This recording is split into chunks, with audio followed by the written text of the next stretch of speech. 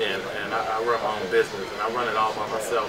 But for me to come from prison, to be self-employed, and write a book, I have no compassion for people who ain't really trying.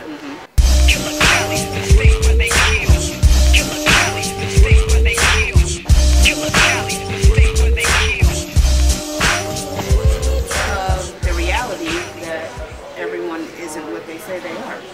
Everyone isn't going to do what they say they're going to do, because it's a character flaw of theirs. I talk about that in the book, about character. It's the character. So I can understand someone not delivering what they said they were going to do, but had they have not offered to do those things, would that grudge be there? No. You're right. I talked about that in the book too, and I use an example of Suge Knight, Puff Daddy, Irv Gotti, and JC. And I can remember back in 1994, the entertainment industry gave them all a chance. Remember, they were all at the same time. Suge Knight fell off.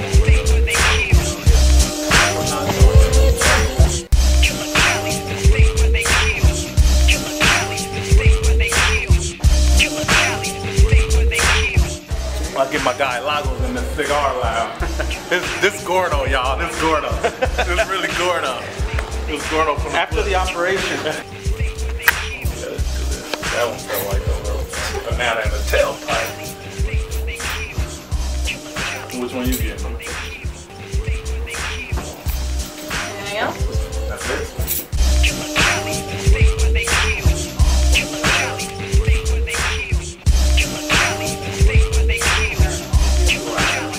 And I saw that with a lot of self-publishing too. I have been doing my research, and a lot of the people they would get the product, and then, like you said, it would just sit on the table. But I'm a businessman at heart, so I'm gonna run with my product because it's me. So it's gonna be naturally for me to present myself.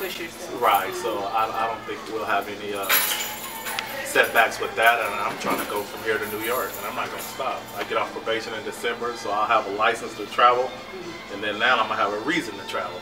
I'm gonna have that book.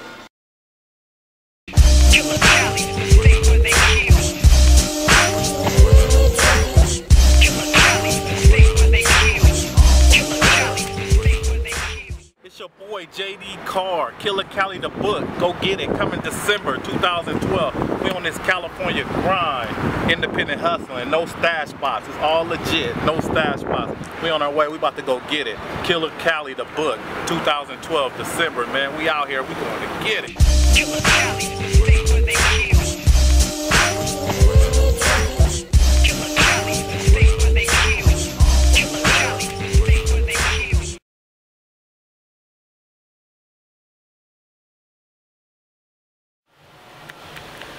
What's going on? Killer Cali the book, boy. We trying to step our weight up.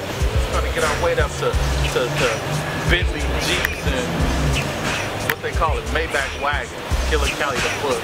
We coming soon, baby. Stay where they kill. Killer Cali, stay where they kill.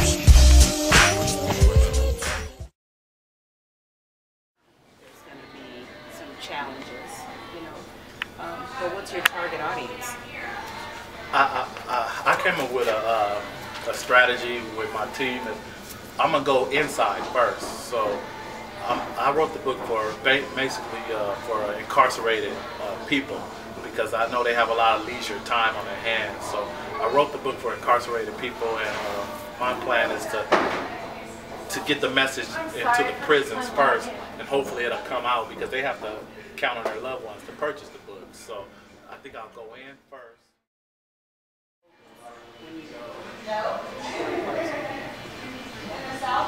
You said my main hustle focus. Was it drugs? Was it crime?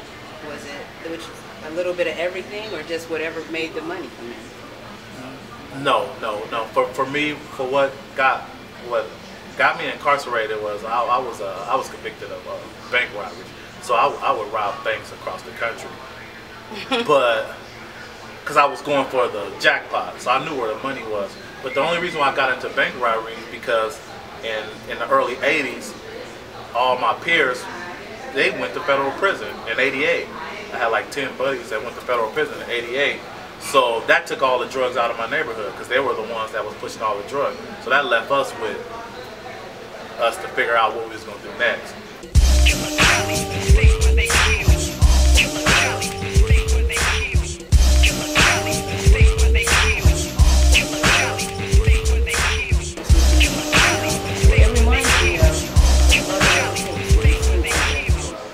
And he made the deal with the devil to live forever. To me, it's exactly that, only they're saying instead of eternal life, it's all this money.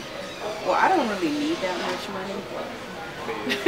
I'm not that kind of person. I can clearly say if you gave me a set amount that I probably would give a good 75. I can live off the 25% and I would help with the 75. Right. But that's ironic that you said murder was the case, because I was fortunate enough to be around Snoop when he was fighting that trial, because he was in the studio with DJ Pooh and he was producing the album for the Murder Was the Case, and DJ Pooh was like my grandma raised him, so he's like my uncle. And I was sitting there every day in the studio when Snoop would come in with his tie, shirt and tie, and he would come in and try to do his record. And they had the Nation of Islam as security guard because he was fearful for his life and stuff like that.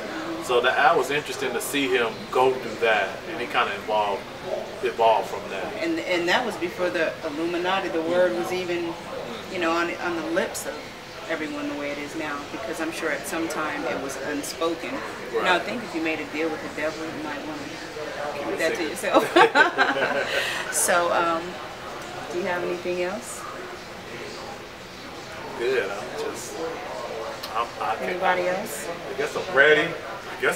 I don't have no choice now. I'm like up to my waistline. Ready. Good luck. To my Look waistline. forward to working with you. And my budget is running low, but we're realize gonna your make it happen. project. We're gonna make it happen with what we got.